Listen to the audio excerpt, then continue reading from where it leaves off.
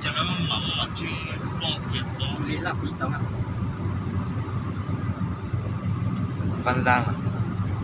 Tần Uyên.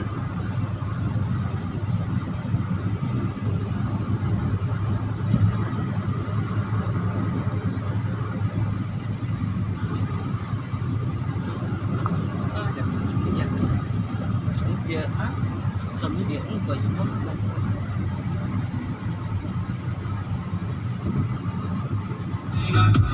ngày ra đi chắc không nên trao ta vẫn mang sự đoàn hình dung em vẫn đang theo ta đi hết trong cơn gió dẫu sự đau sẽ đến cho quên đi ngày tháng buồn giờ nghe ta mãi thương đến khi ta mỗi ngày một phần nàng còn hay nhớ trong khi xưa ta đã dù ngày sau có ra sao ta vẫn muốn bên người thôi được mấy tầm nữa ta ơi không có nàng có người ở bên cạnh lo sống sót cho ngày mai ngày ra đi chắc không nên cho ta vẫn sự đoàn hình dung em vẫn đang theo ta đi hết trong cơn gió các tay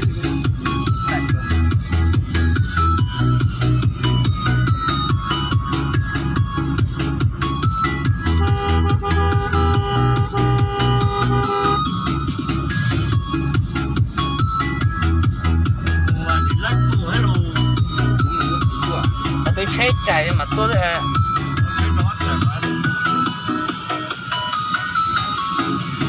vì ai ta phải ôm sâu quá lâu rồi tương tư mãi một người người mây núi làm sao ta có thể quên người lòng ta như gió bên đồi ngất nhiều rồi nào với đời mây trời lạnh lòng buồn sâu có một gì rồi rồi biết tao có một bè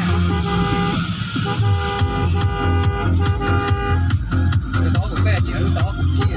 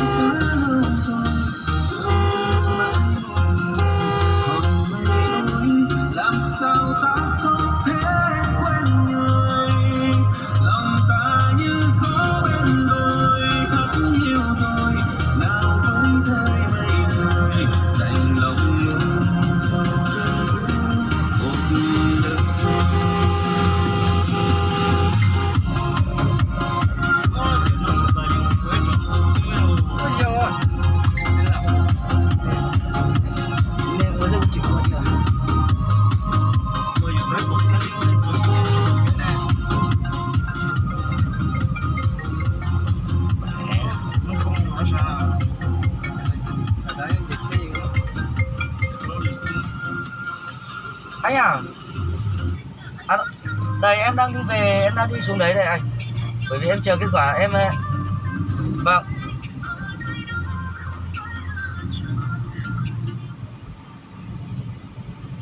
Vâng, ok anh ạ. Vâng ạ. Vâng, em chào anh ạ.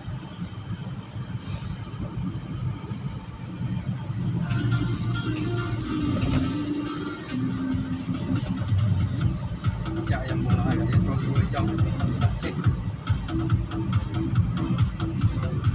Tôi nói tôi hát chỉ chung cái ha. chỉ biết đâu tôi cần sắp rồi Tôi chôn nó, chạy nó đấy, tôi chôn nó. Nó cho nó một trận, thế này cho nó một trận tôi thấy khác. Cho nó chắc cũng chỉ tập chơi đũa thì vì Việt thích cái. Chỉ chôn này. dạ một mặt dạ gì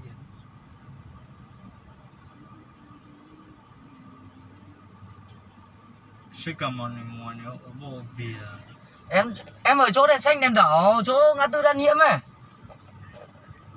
Vâng, hộ em tí, không mẹ nó dục quá.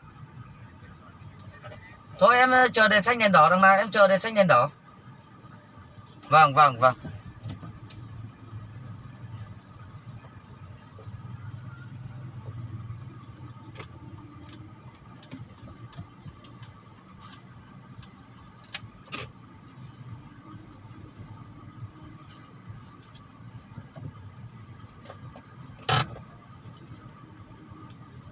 Tí nữa hai cậu nào ở Đan Nhiễm thì ngồi đây nhé. Còn tí nữa hai cậu lại sang hộ mình sang kia nhé.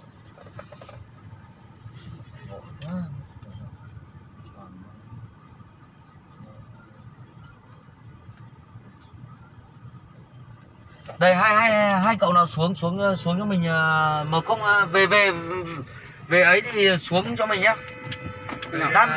Đan Nhiễm thì ngồi xe này. nó nhanh Đan Nhiễm thì ngồi xe này.